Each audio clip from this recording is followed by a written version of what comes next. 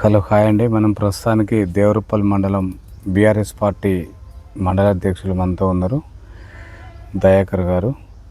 నమస్కారం సార్. నమస్కారం సార్, మీరు ఎప్పటి నుంచి బీఆర్ఎస్ పార్టీ ఈ దేవరపల్లి మండల అధ్యక్షులుగా కొనసాగిస్తున్నారు? ఇది 2 టర్మ్స్ అండి. ఇది రెండోసారి దేవరపల్లి పార్టీ అధ్యక్షించారు. అంతకుముందు ఏం చేసేది సార్? ఏ పార్టీలు ఉన్నారు? అంతకుముందుకు టీడీపీలో ఉన్నాం. టీడీపీ. ఇప్పుడు ఇలా అంటే ఈ దీంట్లోకి రావాల్సిన అవసరం ఏమొచ్చింది మీకు? కేసీఆర్ గారు చేసే అభివృద్ధిని చూసి దయాకర్రావు గారు టీడీపీలో ఉండే వారు చేసేటట్టు తెలంగాణ కోసం వారు చేసే వాళ్ళు కేసీఆర్ పడిన తపన, ఆయన చేసిన తెలంగాణ వచ్చినాక ఆయన చేసినటువంటి అభివృద్ధి పనులను చూసి ఆకర్షితులై మాజీ మంత్రివర్యులు ఎర్రబెల్లి దయాకర్రావు గారితో మేము కూడా పార్టీలోకి రావడం జరిగింది. సార్, ఎర్రబెల్లి దయాకర్ రావు గారు టీడీపీలో ఉండి ప్రత్యేక రాష్ట్రం కోసం చేసిన సేవలు ఎట్లాంటివి? ప్రత్యేక టీడీపీలు ఉన్నా కూడా దయాకర్రావు గారు చంద్రబాబు గారి దగ్గరికి పోయి ఏదైతే ఉన్నదో చంద్రబాబు గారిని కూడా ఒప్పించి తెలంగాణ కోసం లేఖ ఇప్పించడంలో ప్రథమ పాత్ర పోషించింది దయాకర్రావు గారు. సార్, అంటే మళ్ళీ బీఆర్ఎస్లకు ఎప్పుడు వచ్చిండు, రావాల్సిన అవసరం ఉంది దయాకర్ రావు గారికి? అదే చెప్తాం కదండి. ఇప్పుడు ఏదైతే అభివృద్ధి కేసీఆర్ గారు చేసే అభివృద్ధిని టీడీపీ అక్కడ చంద్రబాబు గారు ఆంధ్ర పోయి అక్కడనే చూసుకుంటాడు, ఇక్కడ పార్టీని పట్టించుకోవడం లేదు, ఇక్కడ పార్టీకి మనుగడ లేదు, ఏదున్నా సుతా కేసీఆర్ గారు మంచి సంక్షేమ పథకాల వైపు దూసుకుపోతారు కాబట్టి దాన్ని ఆలోచన చేసి పార్టీని ఏదైతే శాసన మండలి మన విప్పుగా ఉన్నారు దాన్ని మొత్తం విలీనం చేయడం జరిగింది. సార్, టీడీపీలో అండ్ బీఆర్ఎస్లో సుదీర్ఘంగా పోరాటం చేసిండు సార్ మన మంత్రి గారు మాజీ. ఎలాంటి అభివృద్ధి చేసిండు ఈ పాలకుర్తిని? పాలకుర్తి ఒకప్పుడు ఎడారిగా ఉన్న ప్రాంతం ఇక్కడ. ఎందుకంటే గత కాంగ్రెస్ పాలనలో ఏది అప్పుడు కూడా దయాకర్రావు గారు ఇక్కడ ఉన్నారు, అంతకుముందు కూడా ఏంటంటే మొత్తం రోడ్లు లేకుండా ఏవైతే ఏది డెవలప్మెంట్ రిజర్వాయర్ లేకుండా చేసిన ఉన్న కాలంలో దయాకర్రావు గారు వచ్చినాకనే ఇప్పుడు చెన్నూరు రిజర్వాయర్ కానీ పాలకుర్తి రిజర్వాయర్ కానీ ఇప్పుడు మనకు అక్కడ తూరులో కూడా కొన్ని రిజర్వాయర్లు చేపట్టడం జరిగింది. నాకు కష్టకాలంలో గెలిపించారు అనే ఉద్దేశంతో ఇక్కడ బీఆర్ఎస్ పార్టీలో చేరి కేసీఆర్ గారు కేటీఆర్ గారి నాయకత్వంలో ఏదైతే తనకు ఎంత వీలైతే అంత తీసుకొచ్చి ఇక్కడ పెట్టడం జరిగింది. ఏదైనా మంత్రి పదవి ఆశించకుండా ఆ రోజు కేసీఆర్ గారు మంత్రి పదవి ఇస్తాన్నా కూడా వద్దని చెప్పి పాలకుర్తి డెవలప్మెంట్ కోసం హెచ్డిఎఫ్ నిధులు ఒక 800 కోట్లు అడగడం జరిగింది. అవి కూడా తీసుకొచ్చి నేను మళ్ళీ బీఆర్ఎస్ పార్టీలోనే గెలిచి మంత్రి పదవి తీసుకుంటా అని చెప్పి ఆ రోజు మంత్రి పదవి వద్దని పాలకుర్తి కాన్స్టిట్యున్సీ డెవలప్మెంట్ కోసం నిధులు తీసుకురావడం జరిగింది. సార్, ఈ చెన్నూరు రిజర్వాయర్లు కాంగ్రెస్ ప్రభుత్వం హయాంలో పూర్తి అయిందా? ఇప్పుడు ఉన్న బీఆర్ఎస్ చేసిందంటారా, ఇప్పుడు వచ్చిన కాంగ్రెస్ చేసిందా? ఇంకా మనకు కాంగ్రెస్ ప్రభుత్వంలో మనం కోరడం జరిగింది దయాకర్రావు గారు, అప్పుడు శాంక్షన్ అయింది. దానికి నిధులు ఇవ్వకుండా రాజశేఖర రెడ్డి గారు అయితే వాళ్ళంతా కొద్దిగా ఇబ్బంది పెట్టారు. ఇళ్లకు బీఆర్ఎస్లోకి వచ్చినాక కేసీఆర్ గారిని పట్టుకొని 90% పూర్తి చేయడం జరిగింది. ఇంకొక 10% ఉన్నది. దానికి ఇప్పుడు వచ్చిన వాళ్ళు ఏంటంటే ఒక 10% మిగిలిన దానికి ఎస్టిమేషన్ చేయించి దానికి ఇప్పుడు 100 కోట్లు అడిగినామంటారు కానీ ఇంతవరకు 2 సంవత్సరాలు పూర్తిగా వస్తుంది. కనీసం ఒక్క రాయి కూడా అక్కడ పేర్చిన లేదు. ఏమన్నా ఉంటే కాలువలలో పూడిక తీసి నేను తీయించిన నా సొంత పైసలతోటని చెప్పుకొని పబ్బం కట్టుకోవడం జరుగుతుంది స్థానిక ఎమ్మెల్యే గారు. సార్, ఇక్కడున్న స్థానిక ఎమ్మెల్యే యశస్విని రెడ్డి గారు నేనే సొంత ఖర్చులతో కాలువలు తీపిచ్చి నీళ్ళు ఇస్తున్నా, గత ప్రభుత్వం దయాకర్ రావు గారు ఏం చేయలేరు అంటున్నారు, మీరేం దయాకర్ రావు గారు తీసిరు అంటున్నారు. ఎంతవరకు వాస్తవం సార్? ఇప్పుడు మీరే గమనించండి, ప్రజలను అడిగితే తెలుస్తుంది, రైతులను అడిగితే తెలుస్తుంది. గత 4-5 సంవత్సరాలు ఈ టైంలో కూడా మనకు చెక్ డ్యామ్లు అయితేంది, చెట్లు అయితేంది, మత్తలు దునికిన రోజులు ఉన్నాయి. కనీసం ఈ 2 సంవత్సరాల నుంచి మనకు వర్షన్లు ఎండిపోయి రైతులు లాభో దిగో అని రోడ్లు ఎక్కిన పరిస్థితి మీరు కూడా చూసారు. వాళ్ళు అసంటప్పుడు ఏదో నామాత్రంగా మనం ధర్నా చేయగానే ఒక కాలువ ఇప్పియడం జరుగుతుంది. ఆ కాలువ ద్వారా జేసీబీ పెట్టి తీసి మేము ఇస్తున్నామని చెప్తున్నారు. అది కూడా మాజీ మంత్రి దయాకర్రావు గారు, మీకు తెలిసిన విషయం న్యూస్లో అంత వచ్చింది, అదే మన నీటిపారుదల శాఖ మంత్రితోటి ఫోన్లో మాట్లాడి అవి తెప్పిస్తే పూలు చల్లుతుర్రు. 2 రోజుల తర్వాత వాళ్ళు దయాకర్రావు తెప్పించింది కదా అని సోషల్ మీడియాలో వైరల్ కాగానే బంద్ చేయడం కూడా జరిగింది. అంతా వాళ్ళకు ప్రజల మీద అసలు చిత్తశుద్ధి లేకుంటున్నారు. వాళ్ళు నీ అంత పోకడలతోటి కాన్స్టిట్యున్సీని పట్టుకునే లేదు, ఇంతవరకు తట్టెడు మట్టి పోచింది లేదు, ఇది చేసినని చెప్పుకుంటుంది లేదు. ఎందుకంటే ఆ రోజులలో స్కిల్ డెవలప్మెంట్ అని యువతకు అని వచ్చేసారు. ఇప్పుడు చెన్నూరు రిజర్వాయర్లు పూర్తి చేస్తా, పాలకుర్తి రిజర్వాయర్ పూర్తి చేస్తా అంటారు. ఇప్పటి వరకు ఒక కాలువ తీసింది లేదు, ఇది చేసిన అని చెప్పింది లేదు. వాళ్ళు ఏమైనా సుతా దయాకర్రావు గారిని అటు ఇటు అనుకుంటా పబ్బం కట్టుకుంటే రోజులే వచ్చేసినాయి.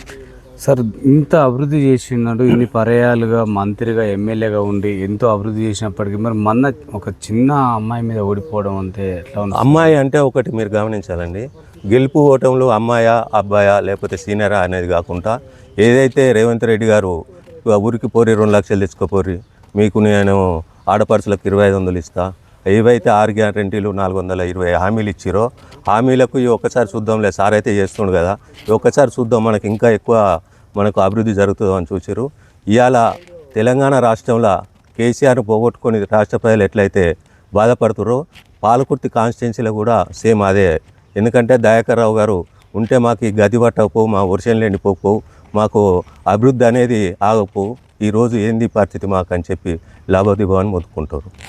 సార్ కేసీఆర్ గారు అనేకమైన పథకాలు తీసుకొచ్చింది సార్, ఎన్నో పథకాలు చాలా ఉన్నాయి, చెప్పడానికి కూడా చాలా ఉన్నాయి. అవన్నీ ఇక్కడ మారుమూల గ్రామాలు అంటే మీ దేవరూపల్ మండల స్థాయిలో ఎన్ని అమలైనాయి సార్? మనకు ఏదైతే డబుల్ బెడ్రూమ్లు అనేది ఇచ్చేసారో రాష్ట్రంలో డబుల్ బెడ్రూమ్లు దయాకర్రావు గారు కేసీఆర్ గారి నాయకత్వంలో తీసుకొచ్చి ప్రతి విలేజ్లో కట్టియడం కూడా జరిగింది కాన్స్టిట్యున్సీ లెవెల్లో. సరే కొన్ని గ్రామాలకు అదిదైన సుత మనకు అందులో దేవరపల మండలానికి దాదాపు కాన్స్టిట్యున్సీలో అన్ని 6 మండలాలలో దేవరపల మండలానికి ఎక్కువ కేటాయించడం జరిగింది. అవి కూడా పూర్తి చేశారు. కొన్ని విలేజ్లు మనకేది ఉన్నా సుత పారదర్శకంగా ఉండాలి, ప్రజలందరికీ ఉండాలని చెప్పి ఏవైతే డబుల్ బెడ్రూమ్లు ఉన్నాయో అవి డ్రా చేసి డ్రా ద్వారానే పంచిండు దయాకర్రావు గారు. కొన్ని పూర్తయినాయి, వేద్దామంటే వరకు పంచుదామంటే వరకు ఎలక్షన్లు వచ్చినాయి. ఇప్పటికీ కొన్ని గ్రామంలో పూర్తయి అవన్నీ చెడిపోతూ ఉన్నాయి, ఖరాబ్ అవుతూ ఉన్నాయి. ఎందుకంటే ఏది ఉన్నా సుత దాన్ని మనం శుద్ధి చేసుకుంటేనే ఇల్లు అయినా ఏదైనా బాగుంటుంది. ఇప్పటికీ వాళ్ళు ఉన్న ఇళ్ళను కూడా పంచలేకపోతున్నారు. ఇప్పటికి కట్టించినాయి, ధర్మపురం అయితేంది, కోల్కొండ అయితే ఇటువంటి గ్రామాలలో కడవెండి వీళ్ళలా కట్టించి రెడీగా ఉన్నాయి, అవి పంచవనరు పేద ప్రజలకు అక్కర వస్తాయి అని చెప్పినా కూడా వాళ్ళు అసలు వాటిని పట్టించుకునే వాళ్ళు చేసలేదు. ఇవాళ ఇందిరమ్మ ఇండ్ల కోసం అని దరఖాస్తులను తీసుకుంటారు. ఏ ఊరికి ఎన్ని వచ్చినాయని కూడా వాళ్ళు కేటాయించకుండా ఓ గ్రామ సభ పెట్టకుండా వాళ్ళు ఏదో లిస్ట్ తయారు చేసుకుంటారు. అటువంటి పరిస్థితి ఇప్పుడు ఉన్నది. అదే గతంలో బీఆర్ఎస్ పార్టీ ఉన్నప్పుడు దయాకర్రావు గారి నాయకత్వంలో ఏదున్నా సుతా అన్నీ గ్రామ సభ పెట్టి డ్రా తీసారు ఇంతవరకు అని చెప్పేసి. ఇప్పుడు అటువంటి పరిస్థితి లేదు. నీ అంత పోకడా ఏం చేస్తారు, ఎటు పోతుంది అనేది ప్రజలు అయోమయంలో పడుతున్నారు. ఓకే సార్, ఇప్పుడు అంటే రాష్ట్ర ప్రభుత్వం ప్రవేశపెట్టిన 6 గ్యారంటీలు ఎన్ని అమలు అవుతున్నాయి సార్ ఇక్కడ? ఇక అమలు అవుతున్నాయి అనేది ఏది ఒక్కటి కూడా లేదు. కాకపోతే ఒక ఫ్రీ బస్ ఒకటి ఏదో నడుస్తుంది అని అంటారు, కానీ ఏది కూడా ఇప్పుడు గ్యాస్ సిలిండర్కు మేము 500 బోనస్ ఇస్తామని అన్నారు. ఎక్కడ పోయింది? 2 నెలలు పడ్డది. ఇప్పుడు మీరు తెలుసుకోండి, ప్రజలను లేడీస్నే తెలుసుకోండి, మహిళలను తెలుసుకుంటే తెలుస్తుంది కదా. వాళ్ళ అకౌంట్లలో ఎవరన్నా 10 మందికి పడ్డాయని ఇప్పటి వరకు ఒకటి తెలుసుకోండి. ఇంతవరకు ఫస్ట్ 2 నెలలు ఏమి ఇచ్చిండో కానీ ఇప్పటికి అది కూడా బంద్ అయిపోయింది. అసలు వాళ్ళు ఇచ్చిన హామీలు ఏ ఒక్కటి కూడా నడుస్తలేదండి. ఓకే సార్, ఇప్పుడు ఐకేపీలు కానీ సొసైటీలలో ఒడ్లు కొనుగోలు మాత్రం ఇంతవరకు పూర్తి కాలేదు సార్. చాలా చోట్ల బీఆర్ఎస్ ఉన్నప్పుడు మంచిగా జరిగినని చెప్పేసి ఉన్న రైతులు అంటున్నారు. ఈ కాంగ్రెస్ ప్రభుత్వం ఎక్కడ లోపం చేస్తుందంటారు సార్? ఇప్పుడు కాంగ్రెస్ ప్రభుత్వం అంటే ఒకటి చెప్పుకోవాలి. సరే, అది అధికారులకు ప్రజాపాలన అనేది వచ్చేసింది. అధికారులను కూర్చుండబెట్టి రివ్యూ చేసే నాయకులు లేకుండా పోయిండు. ఎందుకనంటే గత ప్రభుత్వంలో వడ్ల సీజన్ వచ్చేస్తుందనంటే కలెక్టర్ గారితో మీటింగ్లు పెట్టించి ఎట్లా చేద్దాం, ఎట్లా బాగుంటుంది, గణేష్ బ్యాగ్ అంతా మనకు ఎంత పంట వేసారు, దాన్ని ఎట్లా మనం తీసుకోవాలా, ఏ గోదాంలో వేయాలి అనేది ముందే రివ్యూ మీటింగ్లు పెట్టేసి దాన్ని తగ్గ ప్లాన్ చేసి అక్కడికి గని బ్యాగ్స్ కానీ అక్కడ కాంటాలు జరిగే పద్ధతి కానీ అన్నిటి మీద రివ్యూ చేసి ఎక్కడ గోదాములు ఉన్నాయి, ఎక్కడికి పంపించాలి, ఏ రైస్ మిల్లలతోటి మాట్లాడి ముందే వాళ్ళకు రైస్ మిల్లులు కేటాయించి అవన్నీ చేసే పద్ధతి బీఆర్ఎస్ పార్టీలు ఉండే. ఇప్పుడు రైస్ మిల్లులు కేటాయిస్తారు, వాళ్ళు ఆడికి పోతే కటింగ్ అంటారు, ఈడికి పోతే కొంటలేరు, కొర్రీలు పెట్టి ఎండలేదంటారు. ప్రజలను రైతులను మస్తు అది చెప్పుకుంటే ఆరుగాలం చేసింది ఒకటి, వడ్లు అమ్ముకునే దాంట్లో పరిస్థితిలో మొత్తం అంత ఇబ్బంది పడ్డ రోజులు ఇప్పుడు రైతులు చూస్తారు. ఎందుకు పండించడం ఈ ధాన్యం, ఎందుకు ఇది అంత చేసి అనే స్థాయికి రైతు దిగజారిపోవడం జరుగుతుంది. ఓకే సార్, మీరు అధికారంలో ఉన్నప్పుడు వీఆర్ఓ వ్యవస్థను తొలగించడం జరిగింది సార్. ఈ ప్రభుత్వం తీసుకుంటా అంటుంది, మీరు ఎందుకు తొలగించాల్సి వచ్చిన అవసరం వచ్చింది సార్?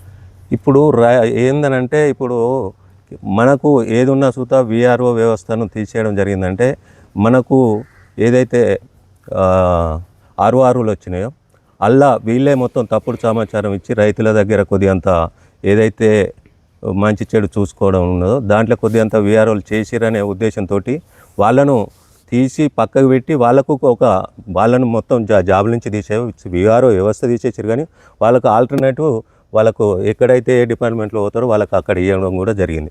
ఇప్పుడు తీసుకుంటురు అని అంటే మీరు ఏదో కాంగ్రెస్ గవర్నమెంట్ అంటేనే మొత్తం దోసుకో ఆ పరిస్థితి అన్నట్టు. అంటే మాకు కూడా ఏజెంట్ కావాలి కదా, మాకు కూడా ఒక వ్యవస్థ కావాలన్నట్టు వాళ్ళని తీసుకొస్తారు అనేది ప్రజల అభిప్రాయం. ఇంతవరకు ధరణి తీసేసి భూభారతి అని అంటారు. భూభారతి 2 సంవత్సరాలుగా వస్తుంది. ఎక్కడ మీరు ఎట్లా ఇంప్లిమెంటేషన్ ఇస్తారు? మీరు నిన్న ఇవాళ చూసిరు స్టేట్మెంట్ ఏమైనా సుత వాళ్ళ అన్న మొత్తం భూభారతిలో మొత్తం ఆక్రమించుకోవడం కూడా జరుగుతుంది. అంటే ఎంతసేపు ఉన్న సుత వాళ్ళ కుటుంబం అయితేంది ఆ లీడర్లు వాళ్ళు ఎక్కడ ఖాళీగా ఉన్నది ఏమున్నదని చూసి దాన్ని దోసుకోవడం కోసమే భూభారతి పెట్టి ఆ వ్యవస్థను అంతా చూసుకున్నారు కాబట్టి దాన్ని తీసుకొస్తారు అనేది ప్రజల అభిప్రాయం. ఇది అంటే ఇక్కడ అభివృద్ధి చేయాలంటే కేసీఆర్ అప్పులు చేసిపోయిండు, ఇప్పుడు మిత్తిలకే కడుతున్నామని చెప్పేసి ఇప్పుడున్న ముఖ్యమంత్రి లెక్కలతో సహా చెప్తున్నారు కదా సార్. ఇప్పుడు కేసీఆర్ గారు ఒకటి మీరు గమనించాలి సార్. ఇప్పుడు కేసీఆర్ గారు కాళేశ్వరం కట్టారు, అదైతే మిషన్ భగీరథ ఇచ్చారు, ప్రతి జిల్లాకు ఒక మెడికల్ కాలేజ్ ఇచ్చారు, ప్రతి జిల్లా జిల్లా మన ఆఫీసులు కట్టారు, సామూహిక భవనం కలెక్టర్ ఆఫీసులు, ఆ కలెక్టర్ ఆఫీసులు కట్టారు. అటువంటి చేసుకుంటూ పోతే ఇవాళ మన సెక్రటరీ అవుతుంది. అటువంటి పనులు చేసి మొత్తం తెచ్చిన దాన్ని వినియోగించి అలా తెలంగాణకు ఆస్తులను పెంచిపోయిండు. ఆయన పెంచిపోయిండు. ఇప్పుడు ఉన్న పరిస్థితులలో కేసీఆర్ గారు అనుకుంటే ఈసారి మొత్తం చెప్పడం కూడా జరిగింది మా దయాకర్ రావు గారి ద్వారా. మనకు అభివృద్ధి రైతుల పట్ల మొత్తం అయిపోయింది. ఇక నుంచి యువత మీద మనం చూసుకోవాలి. యువతను చూసుకుంటే వచ్చిన దాన్ని మనం డెవలప్మెంట్ చేసుకున్నాం. కేసీఆర్ గారు హైదరాబాదును ఎట్లా మనం తెలంగాణను సాధేది హైదరాబాదును మొత్తం హైటెక్ సిటీకి ఇట్లా మీరు పోయి చూసేది ఉంటే మొత్తం డల్లాసా ఏందని చెప్పి రజనీకాంత్ గారు కూడా వచ్చి చూసి ఇది హైదరాబాదేనా లేకపోతే అమెరికానా ఏందని చెప్పి అన్న మాటలు కూడా మనకు తెలిసినాయి. అంత డెవలప్ చేసి హైదరాబాదే మనకు పెట్టుబడిగా ఉండి మన తెలంగాణ రాష్ట్రాన్ని మొత్తం సంపాదించి ఇవాళ రైతులకు రైతు బంధు ఇచ్చిందండి. కేసీఆర్ కళ్యాణ్ లక్ష్మి ఇచ్చారు. అవన్నీ ఎటువైనాయి? మీరు తులం బంగారం అన్నారు, 10,000 15,000 చేస్తా అన్నారు. అటువంటి చెప్పుకుంటూ పోతే బొచ్చు. అవన్నీ ఇప్పుడు మీరు ఈ అప్పులకే అంటారు. అప్పుడు కేసీఆర్ గారు అప్పులు కట్టలేదా సార్? అంటే ఇప్పుడు నువ్వు తెచ్చుకొని కేసీఆర్ గారిని బదనం చేసుకుంటూ ఆ పైసలను మీరు పంచుకుంటారు మీ కాంట్రాక్టర్ల పేరు మీద. మీరు అక్కడ కేసీఆర్ గారు ఏమనంటే కేసీఆర్ గారు అప్పు ఎంత కడుతురు, ఇప్పటికి వాళ్ళు తెచ్చిన అప్పు ఎంత? లెక్కలతో చెప్తే ఎవరికైనా అప్పు ఉంటుంది. దాన్ని అభివృద్ధి కోసమే వాడింది కదా సార్. ఆయన కాళేశ్వరం ఇట్లా కట్టి వాళ్ళ రైతులు మొత్తం మన పంజాబ్ గిట్లా దానికంటే మనకు తెలంగాణలో భారతదేశంలో నెంబర్ 1 రాష్ట్రంగా తీర్చిదిద్దడం జరిగింది. ఆయన ఎక్కడ ఏం చెడగొట్టలే కదా, చేయలే కదా. నువ్వు ఇచ్చిన బోగస్ మాటలతోటి ప్రజలు నమ్మారు. అదేందనేది ఇప్పుడు ప్రతి ఒక్క ప్రజలు అడిగితే చెప్తారు. ఏది మీరు ఒక్క పేపర్లు ఏమన్నా అంటే గ్రామ సభల ద్వారా యువ వికాసం రాయో అని అది ఒకసారి పెట్టారు. అదేవిధంగా మీరు ఏముంది ఇందిరమ్మ ఇళ్ళు అని గ్రామ సభలు పెట్టారు. అట్లా చెప్పుకుంటూ పోతే మొత్తం ఇది ఇప్పటికీ 4-5 గ్రామ సభలు అయినాయి. ఏయన్నా ఇంప్లిమెంటేషన్ అయినాయా? ఏ ఒక్క పథకం అన్నా ఇప్పటి వరకు అంటే ఏది కూడా లేదు. ఎంతసేపు ఉన్న సుతం మాటలు మాట్లాడాలి, గారెడి చేయాలి, అప్పటి మటుకు నెట్టేయాలి. మళ్ళీ తర్వాత కూర్చొని ఏం చేయాలి, మళ్ళీ కేసీఆర్ గారి మీద ఏడవాలి. Okay sir. అంటే ఇక్కడున్న అధికార పక్ష నాయకులు ఏమంటారు, సన్న బియ్యం గత ప్రభుత్వం ఇవ్వలేకపోయింది, ఉచిత బస్సును ఇవ్వలేకపోయింది, మా ప్రభుత్వం ఇచ్చిందని అంటున్నారు సార్. ఈ సన్న బియ్య కార్యక్రమం మీరు ఎందుకు ఇవ్వలేకపోయారు? ఉచిత బస్సును మీరు ఎందుకు ప్రవేశపెట్టలేకపోయారు సార్? ఉచిత బస్సు అని అంటే ఇప్పుడు మనకు ఒకటే కేసీఆర్ గారు ఏమున్నా సుత మహిళలకు ఇవ్వడంలో మేము తప్పు పట్టడం లేదు.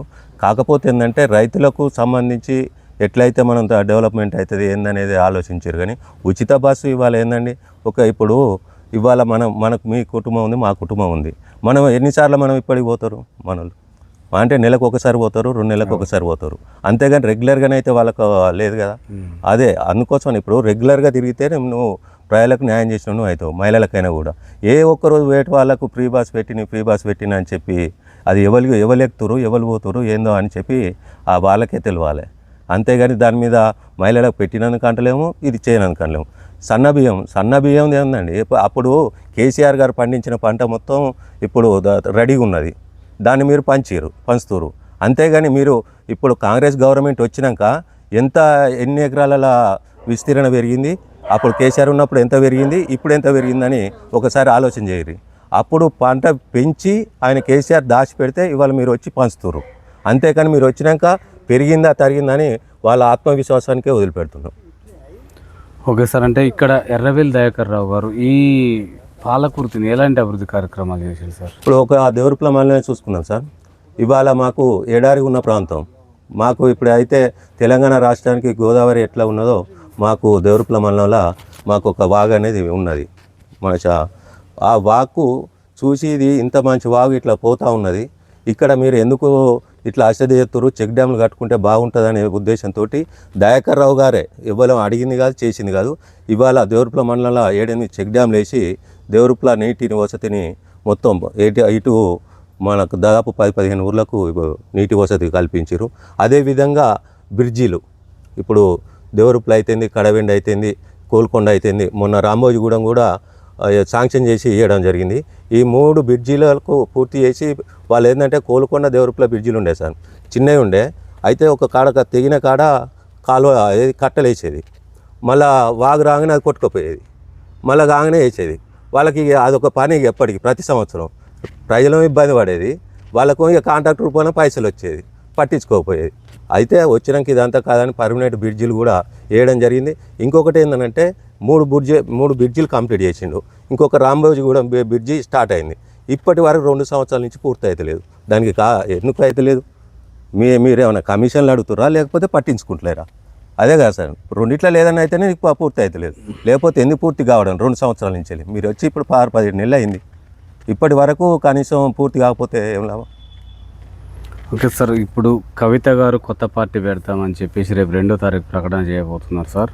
మరి ఒకే ఇంట్లో తండ్రిపై అన్నపై ఏంటన్నట్టు దీన్ని పెడతారు అనేది అయితే మనకి ఇంకా కన్ఫామ్ లేదు సార్. ఎందుకంటే అది మన స్థాయి కాదు, అక్కడ కేసీఆర్ గారు, కేటీఆర్ గారు వాళ్ళు చూస్తారు. ఏదున్నా సుత కొద్దిగా ఏదున్నా సుత కొద్దిగా విభేదాలు వస్తాయి, కొద్దిగా వాళ్ళకి ఏడ మనసుని వచ్చిందో అవన్నీ కేసీఆర్ గారు సరి చేస్తాడనే నమ్మకం మాకు అందరికీ ఉన్నది. అంటే ఇప్పుడు బీజేపీ నాయకులు కూడా మాకే విలీనం చేయబోతుంది బీఆర్ఎస్ పార్టీ అంటున్నారు సార్. మరి బీఆర్ఎస్ పార్టీ అనేది తెలంగాణ ప్రజల గుండెల నుంచి పుట్టిన పార్టీ సార్. అది కూడా విలీనం కాదు, ఎప్పటికి కూడా ఎంతసేపు ఉన్న సుత పోరాట స్ఫూర్తితోటి తెలంగాణ అభివృద్ధి కోసమే పుట్టిన పార్టీ కాబట్టి తెలంగాణను అభివృద్ధి చేసుకుంటూ పోతూ ఉంటుంది. అంతేగాని ఎల్లనో విలీనం కావాల్సిన అవసరం బీఆర్ఎస్ పార్టీకి లేదు. ఓకే సార్, మరి శ్రీకాంతాచారి కుటుంబానికి మీ ప్రభుత్వం ఏం న్యాయం చేసింది సార్? వాళ్ళ తల్లి శంకరమ్మ ఉంది, ఆమెకు ఎక్కడ కూడా ఎమ్మెల్సీలు అట్లాంటి పదవులు కూడా దక్కలేదంటున్నారు. ఇప్పుడు ఏదున్నా సుత వాళ్ళకు ఎమ్మెల్సీ ఇద్దామనేది చెప్పిండు. ఫస్ట్ 2 సార్లు పోటీ చేసే అవకాశం కూడా ఇచ్చారు హుజురాబాదు. సరే అక్కడ ఓడిపోయారు. ఆమెకు న్యాయం చేసి దయాకర్ రావు గారు కూడా తీసుకుపోయి మాట కూడా ఇవ్వడం జరిగింది. ఏదున్నా సుత ఎమ్మెల్సీ కూడా కేసీఆర్ గారిని ఒప్పించిండు. ఎందుకంటే పక్కనే మన గొల్లపల్లి వాళ్ళది సొంత విలేజ్ కాబట్టి, నా నియోజకవర్గం కాబట్టి వాళ్ళకు కూడా న్యాయం జరగాలి అని చెప్పేసి ఉద్దేశంతో దయాకర్ రావు గారు స్వయంగా ఆమెను తీసుకుపోయి కేసీఆర్ గారు కూడా కాలు పిలిచడం జరిగింది. న్యాయం చేద్దాం అనుకుంటే వరకు గవర్నమెంటు అంటే మీ దాంట్లో ఉద్యమకారులకి, కళాకారులకి ఎలాంటి న్యాయం జరగలేదు. అట్లనే జిట్టా బాలకృష్ణ గారు, రెడ్డి గారు కూడా మీ పార్టీలో జాయిన్ అయ్యిండు. ఆ చెరుకు సుధాకర్ వీళ్ళందరికీ కూడా ఈ బీఆర్ఎస్ పార్టీ అన్యాయం చేసింది అంటున్నారు కదా సార్, వాళ్ళే చెప్తున్నారు కదా సార్. ఒకటి సార్, ఉద్యమం అనేది మనం ఉద్యమం చేసినప్పుడు ఉద్యమంతో పార్టీ ఒక రాజకీయ పార్టీకి వచ్చినాక రాజకీయం అని అంటే ఇప్పుడు ఎవరైతే బాగుంటుంది, ఎవరైతే ప్రజలను పట్టించుకుంటారో, ఎవరైతే న్యాయం చేయగలుగుతారు అనే ఉద్దేశంతో సీనియర్లు అనేటోళ్ళు, మేధావులు అనేటోళ్ళని తీసుకోవడం జరిగింది. వాళ్ళకు కూడా న్యాయం చేద్దాం అనుకుంటారు. కార్పొరేషన్ చైర్మన్లు అవి ఇచ్చేది ఉండే, సరే కొద్దిగా లేట్ అవ్వడమో లేకపోతే జాప్యం చేయడమో కొద్దిగా ఒకటి వాస్తవంగా జరిగింది సార్. అది ఇక స్థానికంగా వాళ్ళ లీడర్లను మొత్తం వాళ్ళకు పదవులు ఇచ్చారు, మనకు పదవులు ఇచ్చారు, అన్ని కలుపుకుంటూ ఇక్కడ దయాకర్ రావు గారు వాళ్ళకి సమన్యాయం మనకు సమన్యాయం చేసుకుంటూ పోతున్నారు. వీళ్ళు ఎవరిని కూడా పక్క పెట్టడం లేదు, ఎవరిని కూడా చిన్నతనం చేసి చూసిన రోజులు అయితే ఇక్కడ లేవు. సార్ దేవరుప్పల్ మండల స్థాయిలో మీ సేవలు ఏ విధంగా ఉన్నాయి సార్? ఎలాంటి సేవలు అందించారు కార్యకర్తలకు కానీ ప్రజలు? సార్ ఏదున్న సుత దయాకర్ రావు గారు మంత్రి గారు ఉన్నప్పుడు ఏది వచ్చిన సుత ఒక సీసీ రోడ్లు కానీ లేకపోతే మనకు రైతు వేదికలకు కానీ ప్రభుత్వం తరపున పాలసీలు ఏవైతే ఉన్నాయో ఆ పాలసీలు వచ్చినప్పుడు దయాకర్ రావు గారు అందరిని కూర్చునబెట్టి వచ్చినా మీరు ఏం చేస్తారో చేయరంటే అందరినీ సమన్వయం చేసుకుంటూ మండల ఉన్న మా జెడ్పీటీసీ గారు, ఎంపీపీ గారు, అదేవిధంగా మాకు సీనియర్ నాయకులు డైరెక్టర్లు వీళ్ళు ఉండే, పిఎస్సీ చైర్మన్లు, వాళ్ళంతా ఉండే మా గ్రామాల ఇన్ఛార్జీలు, మా గ్రామ పార్టీ అధ్యక్షులు, మా మాజీ సర్పంచులు, ఎంపీటీసీలు ఎవరైతే ఉన్నారో అందరం కలిసికట్టుగా కూర్చున్నది. ఇప్పుడు వచ్చినాయంటే ఎట్లా చేద్దాం, ఏం చేద్దాం అని కూర్చొని ప్రతి ఒక్క బాధ్యత తీసుకొని చేస్తే ప్రతి ఒక్కటి ఏవైతే గవర్నమెంట్ వచ్చే స్కీములు ఉన్నాయో అవి వాటిని ఇంప్లిమెంటేషన్ చేసుకొని అందరికీ పంచడం కూడా జరిగింది. సార్ విద్యా వైద్యం మారుమూల గ్రామాలలో కేసీఆర్ గారు ఏ విధంగా తీసుకొచ్చిండు, ఇప్పుడున్న ప్రభుత్వం ఎలా పెంపొందిస్తుంది సార్? అంటే బలోపేతానికి కృషి ఇప్పుడు చేస్తుంది. కేసీఆర్ గారు ఎక్కడున్న సుత విద్యకు మాత్రం మంచి విద్యా వైద్యం రెండు కళ్ళ లెక్క కూడా చూడడం జరిగింది. ఇక్కడ ఏది ఉన్నా సుత మన ఊరు మనబడి తీసుకొచ్చి మనకు అప్పుడు ప్రతి స్కూల్కు కొంత డెవలప్మెంట్ కోసం ఇచ్చేసి ఆ స్కూళ్ళల్లో మనకు తిరుక్కుంటూ చేసుకుంటూ ప్రతి ప్రహార్ కూడా అవుతుంది. లాట్రిన్ బాత్రూమ్లు కూడా ఏవైతే లేడీస్ అమ్మాయిలు ఉంటారో వాళ్ళకు వీలుండే పద్ధతిగా చేసి ఈరోజు కేసీఆర్ గారే మధ్యాహ్న భోజనం పథకం తెచ్చిండు సార్. అంతకుముందుకు లేదు. కేసీఆర్ గారు తీసుకొచ్చిండు, వాళ్ళకు ఇంప్లిమెంట్ సన్న బియ్యం పెట్టిండు, మంచి నాణ్యమైన భోజనం అందించి పిల్లలకు మంచి హెల్తీ ఫుడ్ ఉండేటట్టు చూసి వాళ్ళని కూడా చేసుకోవడం జరిగింది. ఇక వైద్యం కాడికి వస్తే ప్రతి మారుమూల గ్రామంలో కూడా మనకు వాళ్ళ ఏఎన్ఎంలు గిట్ల ఉన్నారు. వాళ్ళను ఎప్పటికప్పుడు రివ్యూ చేసుకుంటూ ఈ వర్షాకాలం వచ్చిందంటే మనకు గ్రామాలలో విష జ్వరాలు, థైరాయిడ్, మలేరియా వంటివి ఉండేటివి. అవి లేకుండా తెలంగాణ ప్రభుత్వం వచ్చినాక దయాకర్ రావు గారు పంచాయరాజ్ మినిస్టర్ అయినాక ప్రతి ఒక్క ఊళ్ళల్లో క్లీన్ అండ్ గ్రీన్ చేసుకుంటూ ఈ సంవత్సరం వచ్చిందంటే వర్షాకాలం వచ్చిందంటే మందు కొట్టించేది మోరులేమటి డ్రైనేజీలకు. వాటిని ప్రతి ఒక్కటి క్లీన్ అయిపోయి చెత్త లేకుండా చేసుడు, ఊళ్ళల్లో చెత్త మనకు ట్రాక్టర్లు పెట్టుడు, వాటితోటి గ్రామాలన్నీ శుభ్రంగా ఉండడంతో మా జనాలకు ఎవైతే విష జ్వరాలు ఇట్లా ఈ సీజన్లో వస్తాయో వాటిని కాపాడడం జరిగింది. దీంతో పాటు మనకు అత్యధికంగా కేసీఆర్ గారి నాయకత్వంలో దయాకర్ రావు గారు మనకు గ్రామ పంచాయతీలకు మన స్టేట్కు దాదాపు 16-17 అవార్డులు కూడా తేవడం జరిగింది. అది వాళ్ళ కేంద్ర గవర్నమెంటే ఇచ్చింది కదా, అప్పుడు అదే కదా మనకు సిద్ధి. దాంతో మనం తగ్గించడం కూడా జరిగింది.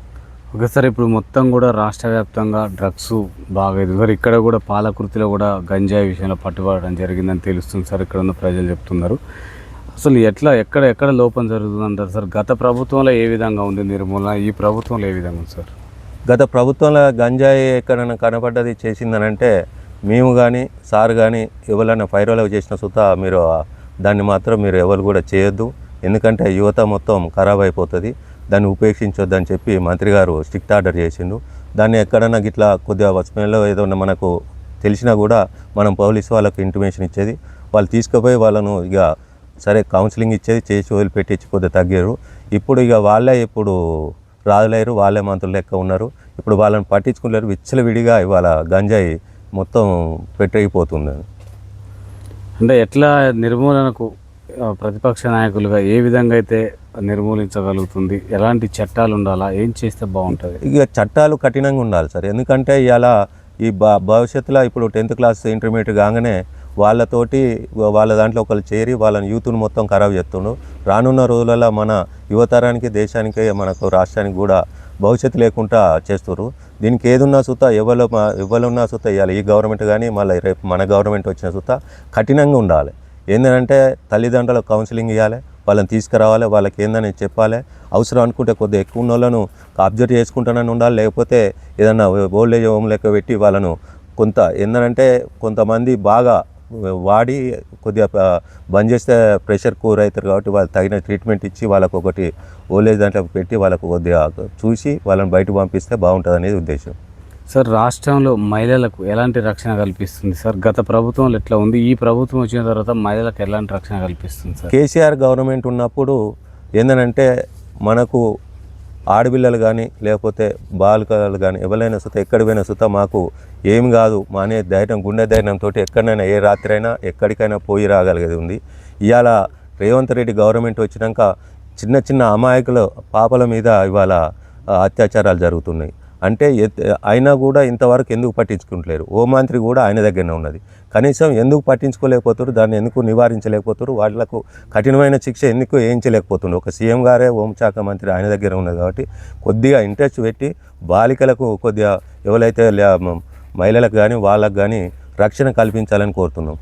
బయటికి వెళ్ళాలంటే భయం అవుతుంది. ఫ్రీ బస్సులు పెడుతురు, వస్తురు, అక్కడ ఏం జరుగుతుంది ఏం కథ అనేది కూడా మీరు చూసుకోలేకుంటూ ఉంటుంది.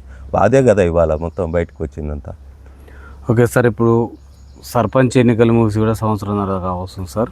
ఈ స్పెషల్ ఆఫీసర్లను పెట్టింది, వాళ్ళు ఎక్కడ ఉంటారో కూడా ప్రజలకు తెలియని పరిస్థితులు ఉన్నాయి ఇప్పుడు.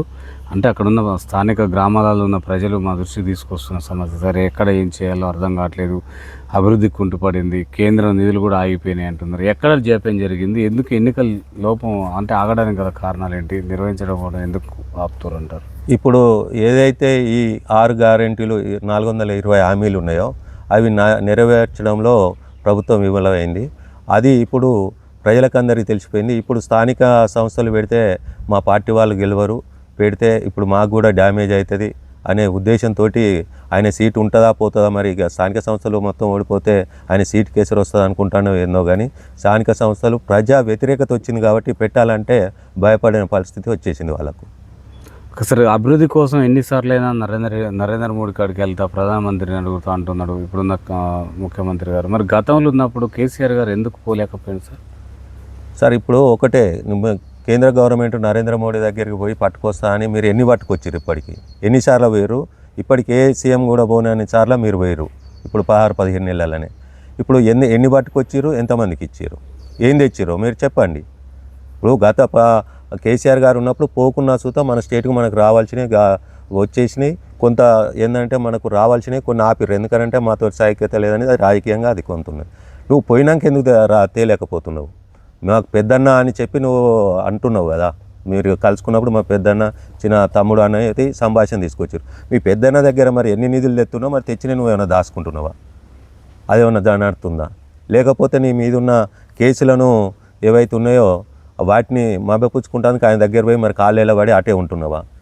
ఈ పేరు అభివృద్ధి పేరుతోటి నేను తీసుకొస్తాను పోయి నేను ఉన్న కేసులతోటి కాలుమొక్కి నేను నీకు ఎట్లా సహకరిస్తా ఇంటర్నల్గా అని చెప్పి వస్తున్నావా? ఇంతవరకు కేంద్ర గవర్నమెంట్ ఎన్ని నిధులు వచ్చినాయో చెప్పండి. అంతకుముందుకు వచ్చినాయి కదా, ఇప్పుడు మొత్తం ఎందుకు ఆగింది? ఇప్పుడు ఎందుకుంటూ వాడుతుంది పాలన, ఎందుకుంటూ వాడుతుంది? నువ్వు ఇంత చించుకొని నన్ను ఘోషణ రావు అనే మాటలు నీకు ఎందుకు వస్తున్నాయి? అది కాదు కదా. నువ్వు ప్రజలకు నువ్వు ఇచ్చినాటిని ఎట్లా తెస్తా, నాకు నేనేమన్నా తెలివి తక్కువ ఉన్నా, నాకు మెదలు లేదా, నేను చేయలేకపోతున్నా అని చెప్పి అంతకుముందుకు నువ్వు కోరినావు కదా మీటింగ్లలో. ఇవాళ ఎందుకు మరి? అప్పుడు ఎందుకో ఇస్తా అని నీకు ధైర్యం ఉండే, ఇప్పుడు ఎందుకు ఇయ్యలేకపోతున్నావు? ఎందుకు సృష్టించలేకపోతున్నావు సంపదను సృష్టించితేనే కదా ఇవాళమైనా మనం సంపద సృష్టించి ప్రజల పంచాలనేది ఉంది. ఇవాళ మీరు ఎందుకు ఇవాళ సృష్టించలేకపోతున్నారు? అంతే కదా, మీరు సృష్టించుతారా లేకపోతే అక్కడికి మనం రావాల్సినవి పోయి కేంద్ర గవర్నమెంట్ నుంచి తెస్తారా, ఏం చేస్తారో ప్రజలకు అందించాలి. అంతేగాని ఇవాళ ఉన్న సుత కేసీఆర్ గారు ఇచ్చిన పథకాలే నడుస్తున్నాయి. కానీ ఏది మీరు కొత్తగా పెట్టింది ఏది చెప్పండి?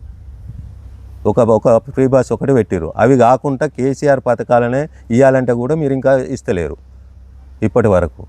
అంతేగాని మీరు చేసింది ఏం లేదు, చేయబోయేది కూడా ఏం లేదు అనేది తెలంగాణ ప్రజలకు మొత్తం అర్థమైపోయింది. ఓకే సార్, బెల్ట్ షాపులను మొత్తం కూడా బీఆర్ఎస్ ప్రభుత్వంలోనే 9-10 ఏళ్ళు పెంచి పోషించింది, వాళ్ళకే ఫస్ట్ ప్రిఫరెన్స్ ఇవ్వడం వల్ల జరిగిందని ఇప్పుడున్న అధికార పక్షం అంటుందా సార్?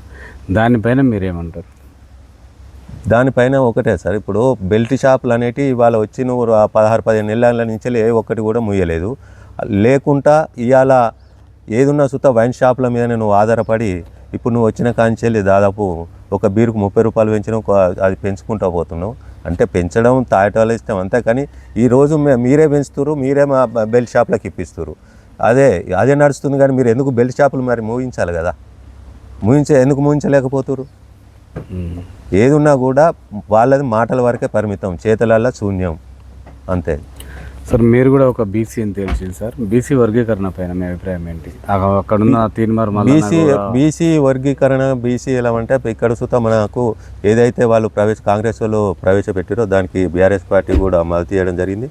ఏదున్నా సుతా బీసీలకు కొంత అన్యాయం జరుగుతున్నది అనేది వాస్తవం.